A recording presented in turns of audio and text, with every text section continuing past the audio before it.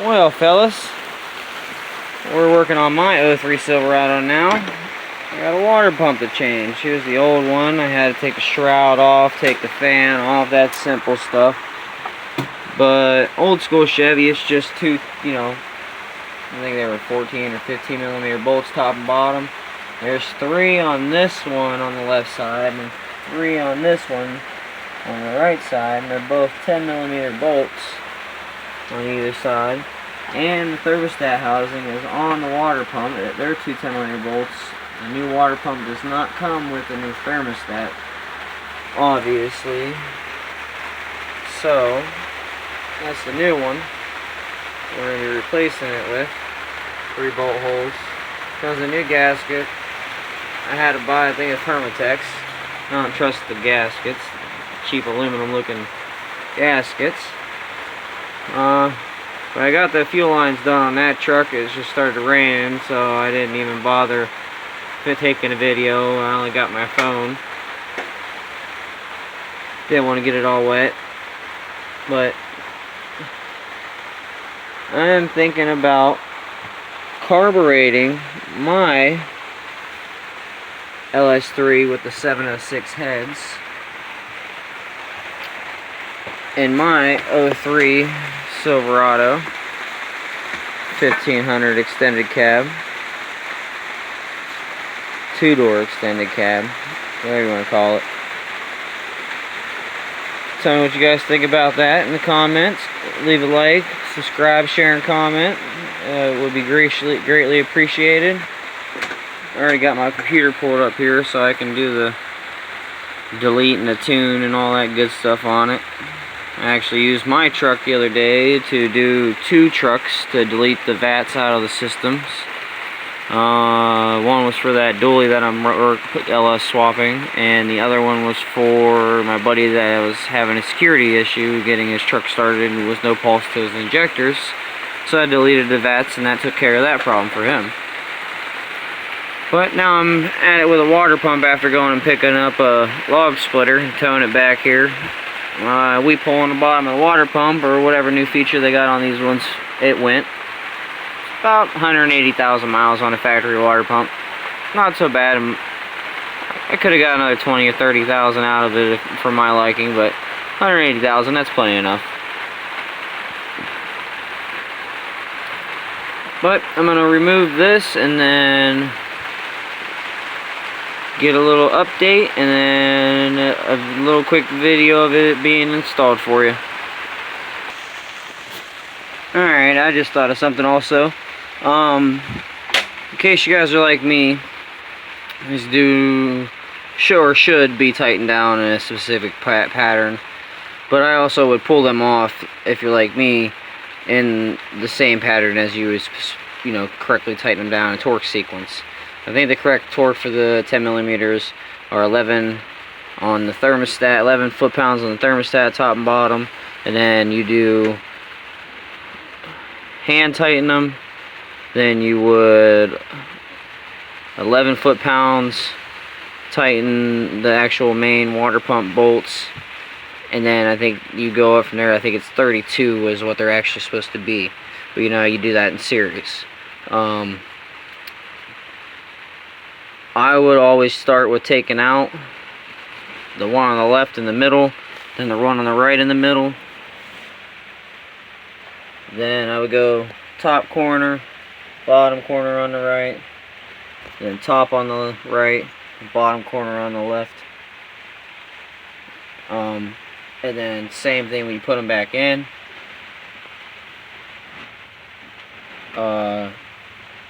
Start with the one on the left in the middle, one on the right in the middle, and go the one on the top on the left, one on the right on the bottom, one on the left on the bottom, one on the right on the top, if that makes sense.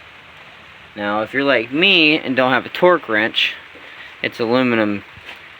You will crack them. They are aluminum bolts into a cast iron block, I believe, but the heads are aluminum. But still, I believe it is a cast iron block. Yep, cast iron block. So you will over tighten them and snap them off in your block, and then you will be screwed. Otherwise, you're tapping them out. So suggest you guys that are beginners, go get a torque wrench off your buddy and do it the correct way. And if you absolutely cannot get one, tighten them down nice and evenly, hand tighten. And if you're like me, then you know when you broke them loose, they weren't really that tight. That way, when you go to tighten them back up, don't crank them back down at that super tight, because they weren't really factory tight. If that makes sense. Makes sense to me. Let me know what you guys think in the comments. And let me get this water pump off in the correct sequence to take it off, as I would to torque them back down with the new one. I'm going to pull them off. Alright, so this is the mistake I just made. I was like, oh yeah, I didn't pull the water or the thermostat off yet. Let me do that now, so I gotta fight with it on the ground. Well, I probably should have just did it on the ground, because then I would have probably seen and realized that these new thermostats are not like the original ones where they're just flat and go right on, and then it holds the thermostat down from pushing up. These things hold the thermostat clipped into it, so it doesn't suck into the engine, which is crazy. It's the opposite way. So this is the thermostat. I'm not going to do the old school trick, you know, drill it out, but you can't even do that. You just knock out that, can't really see it because of my light focus. But there's a little bronze tab, you can just punch it out instead. But I thought it was stuck in there, and I started smacking on it with a screwdriver handle. And I mean, I really wasn't smacking it that hard, and it just broke that chunk of that side right off of there. So now I'm missing the other tab to hold it back in there.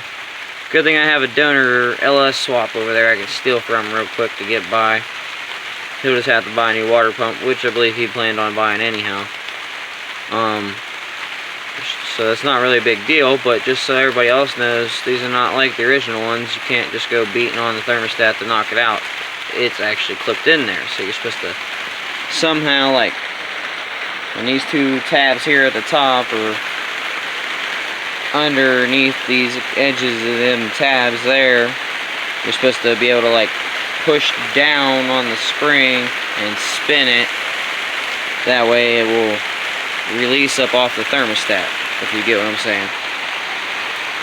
So do not make that mistake. And 4 more bolts and I'll have this water pump off and putting it back together. So we're back at it again. It's raining its butt off out here in Gloria, Ohio, Newton Falls, Ohio.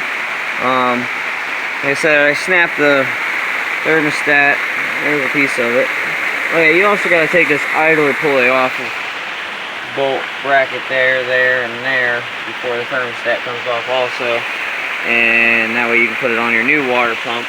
But like I said, I snapped that thermostat. What did I do with it? Let's see here. Oh, right here in front of me. Look at that. Snap that one. Okay. And I got the other one off the donor vehicle, and that's what it's supposed to look like.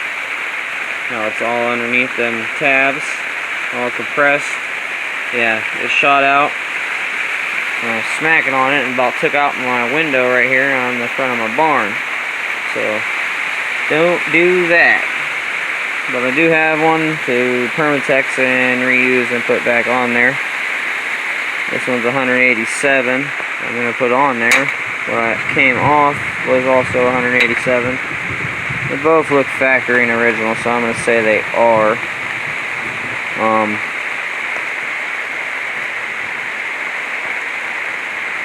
Yeah, so that's what we're going to do. Just going to put that one on there instead. And now I'm going to pull this water pump off and replace it. Alright, water pump is off. Just gotta peel the gaskets off. Ain't no big deal real quick. They just come right off. They just fall right off. They just fall right off. But let's spray that down with a little bit of purple power and let it soak too here in a second. But like I said, the weep hole, if you guys are wondering what I was talking about the weep hole, right here on the bottom of the water pump, there's this little hole that they had drilled, and actually there's like a soft bronze or plug or some type of metal plug in it. that after it gets so hot and so old, it'll just eventually wear out and it'll push itself out, and then water just comes spewing out because it can't hold the pressure no more because that fitting got weak. So this piece is junk.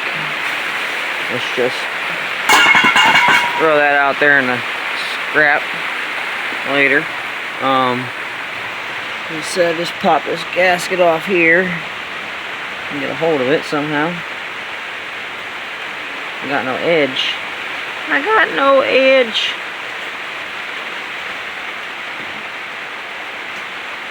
No, I'm just not a girl. I don't have no nails. Get my knife. Get my nails. A man's nail. Huh?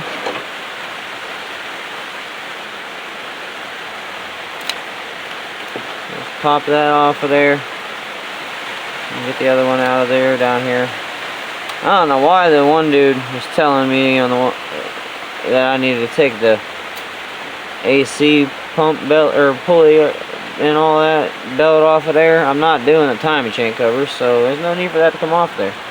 But it's as simple as that. I'll clean that up with a brush, and after I clean it up with a brush, wire brush, I'll stick the new gaskets on there as a Permatex, so I ain't gotta fight them with the blind them over the bolts like other people do. And I'm smarter than that, but obviously not, because I didn't know nothing about thermostat housing. So let me know in the comments what you guys think about that, huh? Yeah, I'm gonna spray this down with some purple power, and I'm gonna get it putting it back together, and then the purple power can just, you know, sit on there and soak, and just over time clean itself up. So from as far as I can tell, this is the top of the pump. So obviously the weak hole's not going to be on top on the new pump. So you should turn over and see it right here on the bottom somewhere in one of these crevices or something along them lines. I take such horrible videos, I know. But I don't see one on the new one. So there might not be one on the new one unless there's one right up underneath here. How it's like kind of square right here on the bottom. That piece there. It might be on the front face on the inside of that pulley. I do not know. Let me know what you guys think in the comments. And that way I know for future reference. Little cap on there comes with some pre-lube. Gotta pull that little rubber cap off. But I'm going to clean that up and then install it.